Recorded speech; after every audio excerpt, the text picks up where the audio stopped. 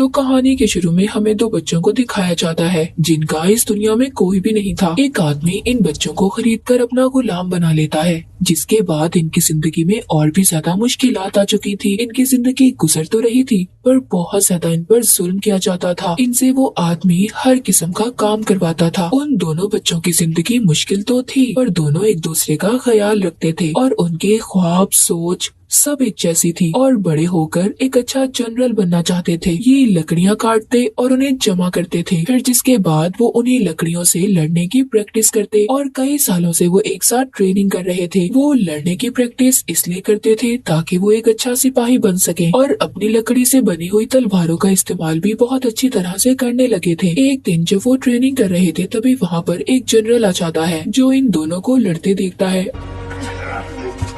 और फिर वो उस आदमी के पास जाता है जिसने इनको खरीदा था। वो कहता है, हमारा किंगडम, हमारा राज्य पूरे मुल्क से अच्छे अच्छे सिपाही ढूंढ रहे हैं और मैं चाहता हूँ जो अभी मैंने लड़ते हुए दो लड़कों को देखा उनमें से एक को अपने साथ ले जाना चाहता हूँ ताकि वो साथ जाकर एक अच्छी ट्रेनिंग ले, हमारे अच्छे और बेहतरीन सिपाहियों में शामिल हो जाए। मगर ये बात सिर्फ एक ही के लिए थी। यहाँ पर जिसका नाम ली था वो बहुत खुश होता है और अपने दोस्त से कहता है कि तुम्हारे पास मौका है अपनी फाइटिंग स्किल्स, लड़ाई की महारत दिखाने का। तुम जाओ, इनके साथ मैं बहुत खुश हूँ। चलो, हम में से एक का ख्वाब तो पूरा होने जा रहा है। फिर उसी रात ये लोग आखिरी बार लड़ते हैं क्योंकि सुबह को ये लोग अलग होने वाले थे। ली अपने दोस्त से कहता है कि मैं ट्रेनिंग करूंगा और कोशिश करूंगा कि एक अच्छा फाइटर बनकर तुम तक पहुँच सकूँ, जिससे मेरा भी सपना पूरा हो जाएगा। ली अपने दोस्त के जाने के बाद बहुत ज्यादा मेहनत करता है। वो अब पहाड़ों में भी जाकर अपनी ट्रेनिंग करता है और देखते ही देखते लड़ने में इतना माहिर हो जाता है कि वो अपनी लकड़ी की तलवार से पत्थर को भी तोड़ सकता था।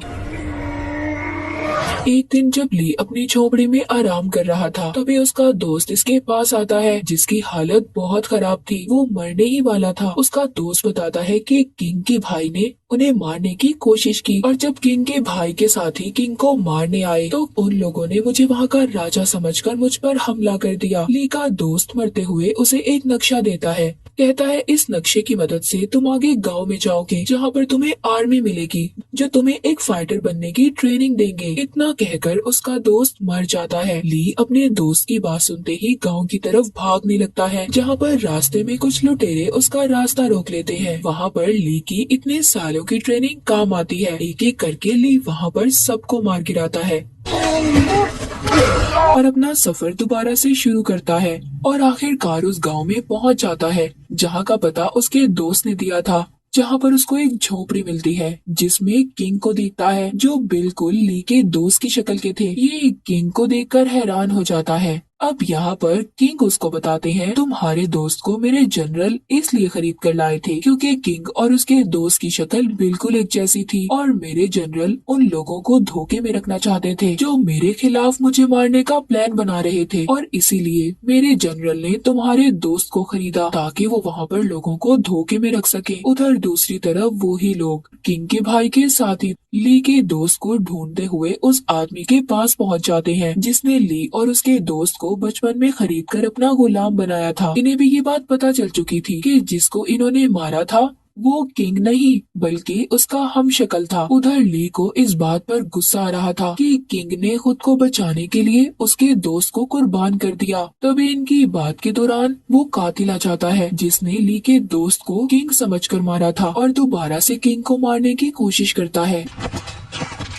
वो कातिल ली को उकसा रहा था कि इस किंग की वजह से तुम्हारे दोस्त की जान गई है, इसको मार दो। किंग ने तुम्हें धोखा दिया है। लेकिन ली उसकी बातों पर ध्यान नहीं देता और उल्टा उस कातिल पर ही हमला कर देता है क्योंकि उसे इस बात पर यकीन था कि उसके दोस्त को इस कातिल ने ही मारा है। ली और कातिल की बहुत लड़ाई होती है और बहुत ज्यादा लड़ने के बाद आखिरकार ली कातिल को मार ही देता है।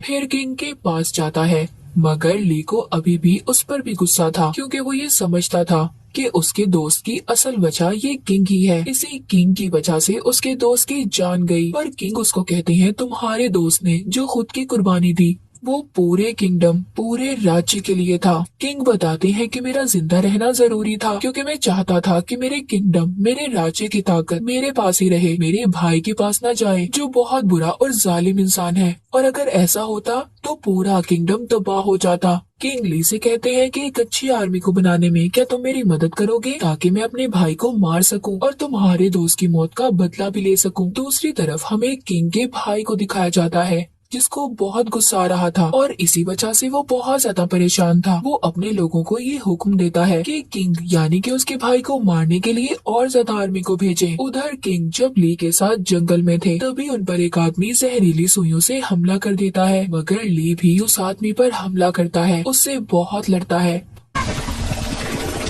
और उस आदमी को मार देता है और उसे मारने के बाद जमीन पर ही गिर जाता है। ली बेहोश हो गया था क्योंकि एक जहरीली सुई उसे भी लग गई थी, पर उसकी खुशकिस्मती ये थी कि किंग उसको बचा लेते हैं और उसकी उस वक्त तक देखभाल करते हैं जब तक वो ठीक नहीं हो जाता। एक दिन बहुत सारी आर्मी इनके पास आती है जिन्हें दोनों देखकर डर जाते हैं, पर बाद में इन्हें पता चलता है कि ये तो उसी जनरल के सिपाही थे जिसने ली के दोस्त को खरीदा था। वो किंग का खास आदमी था और अपनी वफादारी की अभी भी कसम खाता है कि उसने किंग से कोई गद्दारी नहीं की। और फिर वो किंग से ये वादा करता है कि वो उन्हें उनका रॉयल थ्रोन, उनका कीमती पत्थर उन्हें वापस दिलवाने में उनकी मदद करेगा। उधर किंग का भाई जो अभी तक किंग को मारने में कामयाब तो नहीं हो सका था, पर फिर भी वो अपनी सारी आर्मी के सामने ये ऐलान कर देता है कि वो अब पूरे किंगडम का राजा है, इसीलिए वो किंग को भी मारना चाहता था। दूसरी तरफ किंग बहुत दुखी थे क्योंकि उनकी आर्मी उनके भाई की आर्मी से बहुत कम थी, इसी तरह वो उनका मुकाबला नहीं कर पाते। अब किंग का जनरल उनको पहाड़ी कबीले का बताता है जिनके पास बहुत सारी आर्मी है।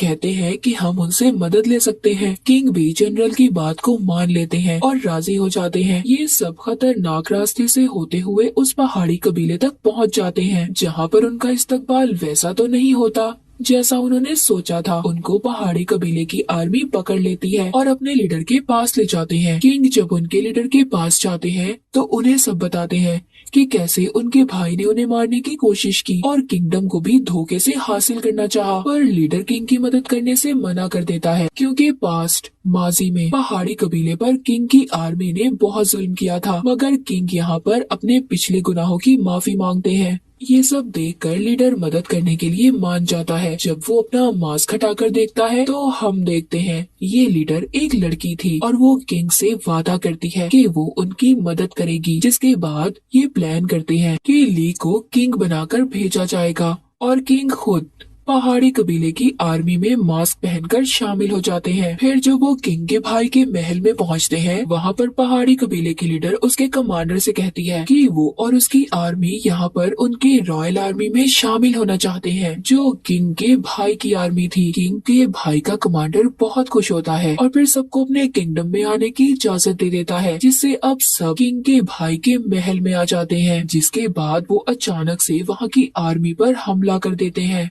उधर किंग ली और जनरल को खुफिया रास्ते से जाने का कहते हैं और खुद रॉयल आर्मी पर हमला कर देते हैं। यहाँ पर किंग के भाई की आर्मी और पहाड़ी कबीले की आर्मी की जबरदस्त लड़ाई होती है, पर पहाड़ी कबीले की आर्मी तादाद में बहुत ज्यादा थी और लड़ाई में भी अच्छी। इस वजह से किंग वहाँ पर बहुत से सिपाहियों को मारने में कामयाब हो जाते हैं।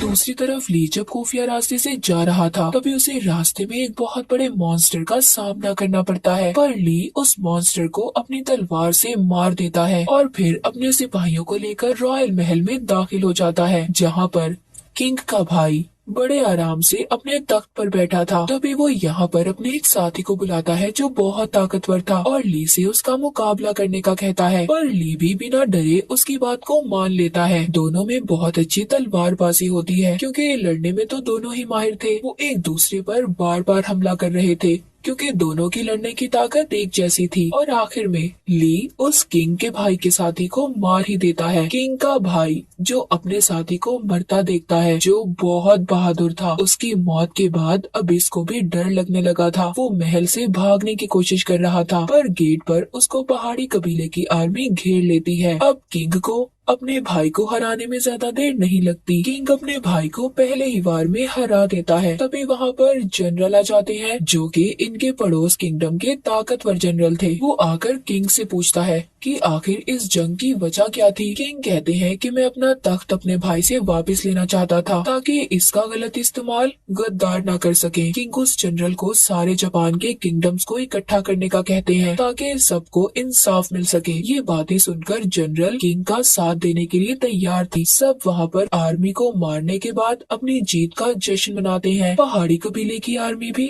हमेशा के लिए किंग का साथ देने के लिए तैयार हो जाते हैं। मूवी के आखिर में पहाड़ी कबीले की लीडर ली को अपनी तलवार देती है। ली की बहादुरी और तलवार के साथ ली अपने जनरल बनने के सफर पर चल पड़ता है जिसके ये बहुत करीब था। और इसी के साथ ही मूवी यहीं पर खत्म हो जाती है।